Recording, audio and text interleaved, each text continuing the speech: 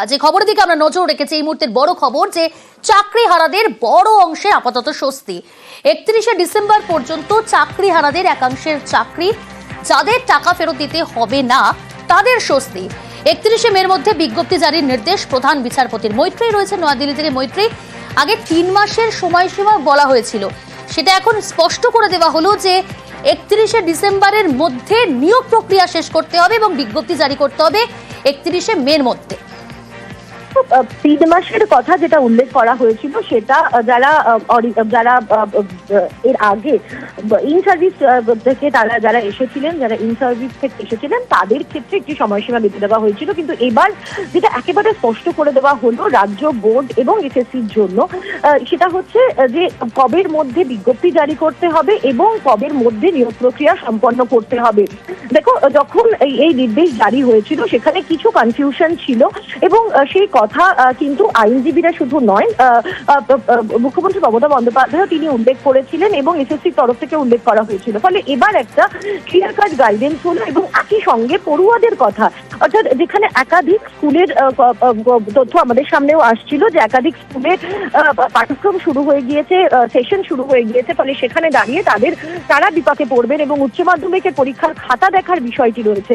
ফলে সব মিলিয়ে কিছুটা হলেও স্বস্তি তো বটেই এবং নতুন নিয়োগ প্রক্রিয়া হবে, কিন্তু যারা চাকরি হারা ছিলেন তার মধ্যে যারা যোগ্য তারা কিছুটা হলেও তারা স্বস্তি পেলেন। 31শে ডিসেম্বর পর্যন্ত তারা কাজে ফিরতে পারবেন, তারা কাজে যোগ দিতে পারবেন এবং 31শে মের মধ্যে বিজ্ঞপ্তি শেষ করতে হবে এবং বিজ্ঞপ্তি দিতে হবে এবং 31শে ডিসেম্বরের মধ্যে রাজ্যকে নিয়োগ প্রক্রিয়া সম্পন্ন করতে হবে। যারা 31শে ডিসেম্বর পর্যন্ত চাকরি করতে পারবে, কাজ করতে পারবে, সেক্ষেত্রে তাহলে যোগ্য অযোগ্য আলাদা করা গেল?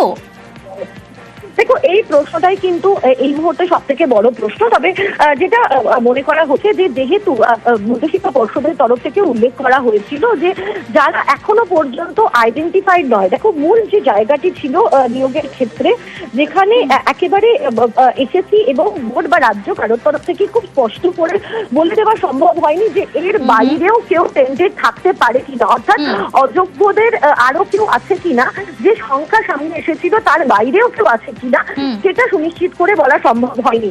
কিন্তু এখানে কিন্তু একটি সংখ্যা কিন্তু দেওয়া ছিল, ফলে সেই বিষয়টাই কিন্তু উল্লেখ করা হয়েছে যে যারা এখনো পর্যন্ত আনটেন্টেড হিসেবে যারা আইডেন্টিফাইড, যারা টেন্টেড হিসেবে যারা এখনো পর্যন্ত আইডেন্টিফাইড হয়নি তারা প্রত্যেকেই কিন্তু কাজে ফিরতে পারবেন, সে কথা বলা হয়েছে।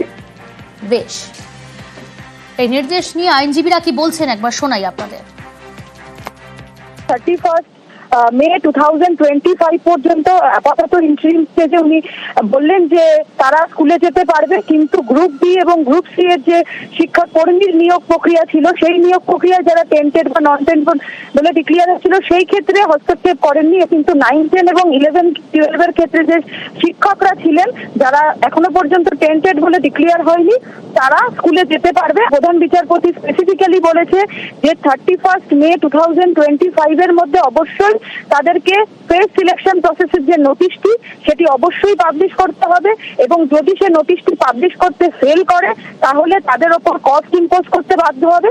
এবং আরেকটি নির্দেশ দিয়েছে যে এই সিলেকশন প্রসেস অতি দ্রুততার সঙ্গে কমপ্লিট করতে হবে এবং সেই রিগার্ডিং একটি হলফনামা 31 মে 2025 এর মধ্যে জমা করবে এবং সেখানে এনশিওর করবে, এই এফিডেভিটে তারা লিখে দেবে যে তারা ওই ডিসেম্বর 2025 এর মধ্যে ওই সিলেকশন প্রসেস কমপ্লিট করবে। মহামান্য প্রধান বিচারপতির বেঞ্চ জানিয়েছে যে গ্রুপ সি এবং গ্রুপ ডি এর কেউ স্কুলে যেতে পারবেন না, শুধুমাত্র শিক্ষকরা অর্থাৎ নবম দশম এবং একাদশ দ্বাদশের এখনো পর্যন্ত যারা চিহ্নিত হয়নি টেন্টেড হিসাবে সেই সমস্ত শিক্ষকরা যেতে পারবেন। কিন্তু এসএসসিকে দিয়ে আন্ডারটেকিং করিয়েছেন যে তারা 31 মের মধ্যে অ্যাডভার্টাইজমেন্ট দেবেন এবং 31 ডিসেম্বরের মধ্যে এই পুরো প্রসেসটি অর্থাৎ নিয়োগ প্রক্রিয়া সিলেকশন সেটা কমপ্লিট করে ফেলবেন। ফলে এই আন্ডারটেকিংয়ের উপর ভিত্তি করে শুধুমাত্র যারা এখনো পর্যন্ত চিহ্নিত হয়নি সেই অচিহ্নিত শিক্ষকদের এখনো পর্যন্ত শুধুমাত্র এই সেশনটা তারা কন্টিনিউ করতে পারবে। চাকরিহারাদের স্বস্তি, আপাতত স্বস্তি সুপ্রিম নির্দেশের পর। সরাসরি নিয়ে যাবো ওয়াই চ্যানেল থেকে, আমার সঙ্গে রয়েছে প্রতিনিধি সুস্মিতা। 31শে ডিসেম্বরের মধ্যে নিয়োগ প্রক্রিয়া শেষ করতে হবে এবং 31শে মের মধ্যে বিজ্ঞপ্তি জারি করতে হবে, এমনটা নির্দেশ দেওয়া হয়েছে। তুমি রয়েছো ওয়াই চ্যানেলে, সেখানে চাকরিহারা শিক্ষকরা তারা কিভাবে দেখছেন, তারা কি বলছেন আরো একবার জানতে দেবো, এবং তারা কি কাজে ফিরবে এই বিষয়টাও জানতে চাও তাদের কাছ থেকে। দেখো, এটা এই মুহূর্তে সবচেয়ে গুরুত্বপূর্ণ প্রশ্ন। এবং এই যে ওয়াই চ্যানেল, যেখানে গত 11 দিন ধরে চাকরিহারা শিক্ষক শিক্ষিকা যারা নিজেদেরকে যোগ্য বলে মনে করছেন, যোগ্য বলে দাবি করছেন, তারা এখানে অবস্থান চালিয়ে যাচ্ছে তাদের চাকরি ফিরে পাবার আশা। এবং আজ সুপ্রিম নির্দেশের পর তারা কতখানি স্বস্তিতে, তারা কতখানি আশ্বস্ত, সেই প্রশ্নটা যেমন রাখবো, ঠিক তেমনই চাকরিহারা শিক্ষক একজন রয়েছেন আমাদের সঙ্গে। প্রথমেই জিজ্ঞেস করবো যে সুপ্রিম কোর্ট নির্দেশ দিয়েছেন 31শে ডিসেম্বর পর্যন্ত আপনারা বিদ্যালয়ে যেতে পারবেন, বিদ্যালয়ে কি যাবেন? আপাতত আমরা বিদ্যালয়ে যাওয়ার সিদ্ধান্ত নিইনি, কারণ আমাদের এখন দাবি হয়ে দাঁড়িয়েছে সুপ্রিম কোর্ট যেহেতু আজকে আমাদের যোগ্যতার প্রমাণস্বরূপ একটা সিলমোহর দিয়ে দিয়েছেন যে আমরা যোগ্য, ফলে আমরা স্কুলে যেতে পারি। অবশ্যই আমরা স্কুলে যাব যতক্ষণ পর্যন্ত না গভর্নমেন্ট সিদ্ধান্ত নিচ্ছে যারা অযোগ্য এবং যারা অযোগ্য বলে প্রমাণিত তাদেরকে টার্মিনেট না করছে। আমাদের এখন প্রধান দাবি হয়ে দাঁড়িয়েছে তাদেরকে টার্মিনেশন লেটার ধরানো হোক, তারপরে আমরা স্কুলে যাব, তার আগে কিন্তু আর যাচ্ছি না। আপনারা বারংবার বলছিলেন যে দীর্ঘমেয়াদী একটা সমাধান চান আপনারা, আপনাদের চাকরি হারিয়েছে, সম্মান হারিয়েছে, সেই যোগ্য চাকরিও যেমন ফেরত চান, ঠিক তেমনই যে কথা সুপ্রিম কোর্ট বলেছে যে 31শে মের মধ্যে আপনাদের যে নতুন করে পরীক্ষা তার বিজ্ঞপ্তি জারি করতে হবে, সেটা কতটা স্বস্তিদায়ক সেই বিষয়ে আপনারা কি ভাবছেন? দেখুন, পরীক্ষা দেওয়ার কোনো প্রশ্নই নেই। আজকে সুপ্রিম কোর্ট কিন্তু স্বীকার করেই নিয়েছে আমরা যে যোগ্যতার নিরিখে পরীক্ষা দিয়ে চাকরি পেয়ে চাকরি করছিলাম সেটা কিন্তু আমরা বৈধ উপায়েই পেয়েছিলাম। আমাদের যে পরীক্ষার খাতা অর্থাৎ ওএমআর সেটা যে ভ্যালিড সেটা আজকে প্রমাণ হয়েছে। ফলে আমাদের যে পরীক্ষা, আমরা যে যোগ্যতার প্রমাণ দিয়ে চাকরি করছিলাম সেই যোগ্যতার পরীক্ষা আমরা আরেকবার দিতে চাই না। আমরা চাচ্ছি যে পার্মানেন্ট একটা সলিউশন হোক, কিন্তু সেটা পরীক্ষার মধ্যে দিয়ে না। প্রয়োজন হলে গভর্নমেন্ট অন্য কোনো পদ্ধতি অবলম্বন করুক, আমাদের সেই খাতাটাকে নিয়ে আবার নতুন করে যদি মনে করে রিইভ্যালুয়েশন করবে সেটা করতে পারে, কিন্তু আমরা পরীক্ষার মধ্যে দেওয়া যেতে চাই না। অযোগ্যদের নিয়ে বারংবার আপনাদের অভিযোগ ছিল অযোগ্যদেরকে দূরীকরণ করতে হবে, তার সঙ্গে আপনাদের যোগ্যদের চাকরি ফিরিয়ে দিতে হবে। সে কথা সুপ্রিম কোর্ট বলা যায় এক পক্ষে মেনে নিয়েছেন। আপনারা যে কথা বলছেন আপনাদের নৈতিক জয়, সে বিষয়ে সুপ্রিম কোর্ট আজকে একাধিক নির্দেশিকা জারি করেছে। সে বিষয়ে স্বস্তি যেমন থাকছে, আগামী দিনে আন্দোলন কিভাবেই থাকবে? আমাদের আন্দোলন, রাস্তার আন্দোলন যেভাবে চলছিল এই আন্দোলন জারি থাকবে। জানতে চাও, বেতন নিয়ে তাদের একটা সমস্যা ছিল, সেটা তো মিটে গেল, তারপরেও তারা চাকরিতে যোগ দেবেন না? ডিসেম্বর না, আমাদের রিটায়ারমেন্টের বয়স কিন্তু 60 বছর বয়স পর্যন্ত চাকরি করার কথা।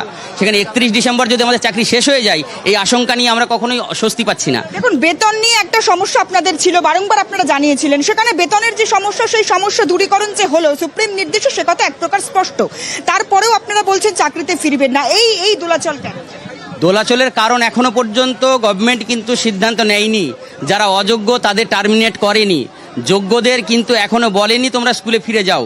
গভর্নমেন্ট নিজেকে সিদ্ধান্ত নিতে হবে কত দ্রুত সম্ভব। তারা যদি অযোগ্যদের টার্মিনেট করে দেয় আমরা অবশ্যই স্কুলে ফিরবো, কিন্তু এই 9 মাসের জন্য শুধু ফিরবো না, তার জন্য রাস্তার আন্দোলন যেমন আমাদের জারি আছে থাকবে, তার পাশাপাশি আমরা স্কুলটাও করব। দেখো প্রিয়াঙ্কা, সুপ্রিম নির্দেশের পর তাদের একটাই বক্তব্য, শুধুমাত্র 9 মাসের জন্য নয়, দীর্ঘমেয়াদী সমাধান চান তারা। তার পাশাপাশি যোগ্য অযোগ্য সেগ্রিগেশন বা পৃথকীকরণ, সেই পৃথকীকরণ প্রক্রিয়া যত তাড়াতাড়ি সম্ভব শেষ করে অযোগ্যদেরকে দূরীকরণ করে তাদের যোগ্য চাকরি ফিরিয়ে দিতে হবে। শুধু তাই নয়, যে নিয়োগের আবারও পরীক্ষার কথা বারংবার বলা হচ্ছে, সেই পরীক্ষা দিতে এই যোগ্য চাকরিহারা শিক্ষক বলে যারা নিজেদেরকে দাবি করে এই ওয়াই চ্যানেলে বসে আছেন, অবস্থান করছেন, তারা সেই পরীক্ষায় কোনো রকম ভাবে আর অংশগ্রহণ করবেন না। এবং অযোগ্যদেরকে দূরীকরণ করতে হবে, সে বিষয়ে নিশ্চিত করতে হবে এসএসসি বা নিয়োগকর্তাদেরকে। সে বিষয়ে তারা এখনো পর্যন্ত তাদের যে স্ট্যান্ড পয়েন্ট সেটা একেবারে নিশ্চিত করছেন। তার পাশাপাশি তারা আগামী দিনে বিদ্যালয়ে যাবেন কিনা, কেউ কেউ বলছেন তারা বিদ্যালয়ে যাবেন, আবার এখনো পর্যন্ত অনেকেই বলছেন তারা বিদ্যালয়ে যাবেন না। বেশ, সুপ্রিম নির্দেশে স্বস্তি বাঁকুড়ায়। বিষ্ণুপুর হাই স্কুলে চাকরি হারা 8 শিক্ষক, চাকরি যায় গণিত বিজ্ঞান শিক্ষকের। পরীক্ষা নিতে নাজেহাল স্কুল কর্তৃপক্ষ, কারণ 8 জন শিক্ষকের চাকরি গিয়েছে বাঁকুড়া বিষ্ণুপুর হাই স্কুলে। কিন্তু এবার এই সুপ্রিম নির্দেশের পর স্কুলে ফেরার সম্ভাবনা বিজ্ঞান শিক্ষকদের। সরাসরি রয়েছে প্রতিনিধি দেবব্রত। আজই সুপ্রিম এই নির্দেশ 31শে ডিসেম্বর পর্যন্ত নতুন করে নিয়োগ এবং চাকরি, যাদের টাকা ফেরত দিতে হবে না তারা চাকরি করতে পারবে। একটা ক্রাইসিস তৈরি হয়েছিল এই স্কুলে, পরীক্ষা দিতে এবং নিতে নাজেহাল হচ্ছিল স্কুল কর্তৃপক্ষ। সেই জায়গায় বিজ্ঞান বিভাগে যদি শিক্ষকরা ফেরা তো সম্ভাবনা প্রবল, কারণ সুপ্রিম নির্দেশ দিয়েছে সুপ্রিম কোর্ট। কিন্তু তারপরে কি বলছেন এই মুহূর্তে স্কুল কর্তৃপক্ষের কি বক্তব্য? একেবারেই দেখো আশাবাদী স্কুল কর্তৃপক্ষ, কারণ প্রধান শিক্ষকের সঙ্গে আমরা কিছুক্ষণ আগে কথা বলেছিলাম, তিনি বলছেন যে হয়তো কালকে থেকে সকলেই আসবেন, এখনো যোগাযোগ হয়ে উঠতে পারেনি, যোগাযোগ করা হবে। তোমাকে জানাবো বিষ্ণুপুর হাই স্কুল অর্থাৎ বহু প্রাচীন এই স্কুল, দীর্ঘদিন ধরেই এই স্কুলের যে সমস্যা ছিল সুপ্রিম নির্দেশে যেমন চাকরি গিয়েছিল, তোমাকে জানাবো এই স্কুলে 1700+ ছাত্রছাত্রী রয়েছে, সেখানে 40 জন শিক্ষক রয়েছে, তার মধ্যে 8 জন শিক্ষকের চাকরি চলে যায়।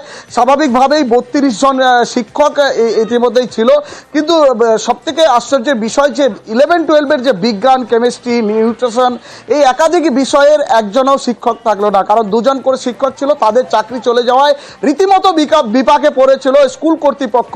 কারণ পরীক্ষা চলছিল, যখন এই শিক্ষকরা চলে যায় সেই পরীক্ষা কোনো রকম গোজাতালি দিয়ে চলেছে। তারপর গতকাল থেকে ক্লাস শুরু হয়েছে, অর্থাৎ প্রত্যেকটা সেশনের ক্লাস শুরু হয়েছে, আর এখানেই বিপত্তি থাকে, যে কারণ জন্য এই ম্যানেজিং কমিটির সঙ্গে তারা মুহুর্মুহু বৈঠক করে এই অচল অবস্থা কোনো রকমে গোজাতালি দিয়ে কাটানোর চেষ্টা করে। প্রতিদিন আমি তোমাকে বলবো যে ম্যানেজিং কমিটির যে সভাপতি তিনি কিন্তু প্রতিদিন স্কুলে আসতেন, প্রত্যেক দিন স্কুলে এসে ধারাবাহিকভাবে বৈঠক করতেন কিভাবে এই অচল অবস্থা কাটানো যায়। অবশেষে যে শিক্ষকরা যেমনটাই বলছেন যে শিক্ষকরা একটা ক্লাস করার পর রেস্ট পেতেন না, তারপরে দ্বিতীয় ক্লাসে তাদেরকে যেতে হতো। এই পরিস্থিতিতে যখন আজ সুপ্রিম রায় যারা যোগ্য প্রার্থী তাদের ফেরত আসার জন্য বা যে চাকরি হারিয়েছে তাদের ফেরত আসার জন্য ডিসেম্বর পর্যন্ত অনেকটাই স্বস্তি মিলবে, কারণ গতকালই ক্লাস হয়েছে, আজকে ক্লাস হচ্ছে, আগামীকাল কিভাবে ক্লাস হবে এই চিন্তা থেকে কিন্তু অনেকটাই রেহাই পাচ্ছেন। কারণ প্রধান শিক্ষক জানাচ্ছেন, তোমার সঙ্গে যারা রয়েছেন তারা কি বলছেন যদি তাদের কাছে কিছু জিজ্ঞাসা করা সম্ভব হয়। একবার আমি একটু কথা বলার চেষ্টা করি স্কুলের যে ম্যানেজিং কমিটির সভাপতি রয়েছে, বলছি স্যার কতটা বিপাকে পড়তে হয়েছিল এই কদিন? আমাদের প্রায় 4-5টা তো ক্লাস আমরা করতে পারছিলাম না, কারণ কেমিস্ট্রিতে কোনো টিচার ছিল না, অঙ্কের কোনো টিচার ছিল না, আমাদের নিউট্রিশনের কোনো টিচার ছিল না। তো এইগুলোর একটা বিরাট সমস্যার মধ্যে আমরা পড়েছিলাম, তাও আমরা ম্যানেজ করেছি, অন্যান্য শিক্ষকরা প্রচণ্ড সহযোগিতা করেছে। সুপ্রিম রায় দিয়েছে আগামীকাল থেকে শিক্ষকদের স্কুলে আসতে বলা হয়েছে। আগামীকাল অ্যাকচুয়ালি গুড ফ্রাইডে ছুটি আছে, তো আগামী পরশু থেকে সবাই আসবে, আমরা যোগাযোগ করেছি। তো আমরা আশা করছি যে যারা 8 জন চলে গেছিল তারা আবার পুনরায় ওই আগামী পরশু থেকে জয়েন করবে। পরশু থেকে সকলেই যোগ দেবেন এমনটাই মনে করছে ম্যানেজিং কমিটি। তবে এই স্কুল চালাতে সবথেকে বড় সমস্যায় পড়েছিলেন প্রধান শিক্ষক কি বলছেন এবার শোনাই আপনাদের। আমার যে 40 জন রানিং টিচার ছিলেন আর কি, তার ভেতরে 8 জন এইরকম একটা যে সমস্যা হলো, ফলে আমাদের যারা এক্সিস্টিং টিচার ছিলেন তাদের তো এমন হয়েছে যে এক ক্লাস থেকে বেরিয়েই পাশের ক্লাসে বা পরের ক্লাসের সঙ্গে সঙ্গে ঢুকে পড়তে হচ্ছে। মানে প্রত্যেকটা ক্লাসে আমার 3টে করে ইউনিট, আর ওই 32 জন তার ভেতরে পরীক্ষার খাতা দেখার জন্য মাধ্যমিক, উচ্চ মাধ্যমিক বা এ সমস্ত যে কাজে রয়েছেন তাদের সেইভাবে তারা বাড়িতে আছেন, কাজ করছেন, আবার যারা আসছেন তাদের উপরে এইরকম একটা চাপ পড়ছিল আর কি। সে জায়গায় কালকে যে এরা যদি জয়েন করেন আমাদের পক্ষে মোটামুটি একটা স্টেবিলিটি এসে হাজির হবে আর কি। সুপ্রিম নির্দেশে একদিকে যেমন স্বস্তি, আবার অপরদিকে বেশ কয়েকটি স্কুলে কিন্তু এখনো অচল অবস্থা জারি রয়েছে। সুপ্রিম নির্দেশে এক ধাক্কায় 9 জন শিক্ষকের চাকরি বাতিল হয়, একসঙ্গে স্কুলের বিজ্ঞান বিভাগের 6 শিক্ষকের চাকরি বাতিল। বিপাকে রানীবাঁধের ঝিলিমিলি হাই স্কুল। বিজ্ঞান বিভাগের পঠন পাঠন নিয়ে স্বভাবতই চিন্তিত স্কুল কর্তৃপক্ষ। প্রিয়ব্রত রয়েছে আমার সঙ্গে। প্রিয়ব্রত, বিকল্প কোনো ভাবনা চিন্তা কেন সুপ্রিম কোর্ট নির্দেশ দিয়েছে 31শে ডিসেম্বর পর্যন্ত তারা চাকরি করতে পারবে? একেবারে এই যে ডিসিশনটা নেওয়া হয়েছে এতে কিন্তু কিছুটা হলেও স্বস্তি পাবে এই যে শিক্ষকরা, যারা এই 9 জন ঝিলিমিলি হাই স্কুলের যারা রয়েছেন তারা কিন্তু কিছুটা হলেও আগামী পরশু দিন থেকে শিক্ষকতা করতে পারবেন এবং তাদের বেতন যেটা চিন্তা ভাবনার মধ্যে ছিল সেই বেতন কিন্তু তারা পাবেন। কিন্তু এই যে রানীবাঁধের ঝিলিমিলি হাই স্কুল, এইখানে 9 জন শিক্ষক, তার মধ্যে 6 জন শিক্ষক একমাত্র শুধুমাত্র বিজ্ঞান বিভাগের, আর এই বিজ্ঞান বিভাগ নরবরে হয়ে গিয়েছে, কেননা শুধুমাত্র একজন ফিজিক্সের টিচার রয়েছে এবং তাকেই দেখতে হচ্ছে ক্লাস 5 থেকে একেবারে 12 পর্যন্ত, এবং যেখানে 1400-র মতন ছাত্রছাত্রী রয়েছে, যেখানে 25 জন শিক্ষক মিলে সামলাতেন স্কুল, সেই সংখ্যা কমে দাঁড়িয়েছে 16-তে।